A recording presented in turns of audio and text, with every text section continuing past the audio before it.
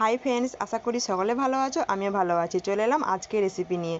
আজকের রেসিপিটা হচ্ছে মেয়ের পছন্দ। মেয়ে কয়েকদিন ধরে বলছে যে মা, আমি চিংড়ি মাছের ঝোল খাবো আলু দিয়ে।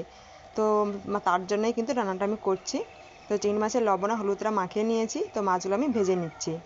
খুব বেশি এটা মাছটা ভাজবো না আমি। তো তেলের মধ্যে দিচ্ছি শুকনো লঙ্কা, তেজপাতা আর পেঁয়াজ বাটা। পেঁয়াজটা হালকা করে আমি একটু কষিয়ে নিচ্ছি। এখন দিচ্ছি লঙ্কা গুঁড়ো, হলুদ গুঁড়ো, অল্প একটু জল দিয়ে মশলাটা খুব ভালো করে কষিয়ে নিচ্ছি।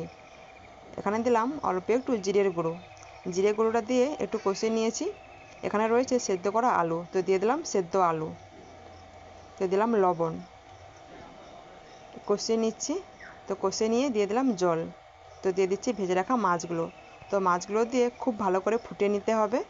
তো রেডি চিংড়ি মাছের আলু দিয়ে ঝোল। যদি রেসিপিটা ভালো লাগে একটা লাইক, কমেন্ট, শেয়ার করে দিও। সকালে ভালো থেকো, সুস্থ থেকো। দেখা হচ্ছে পরের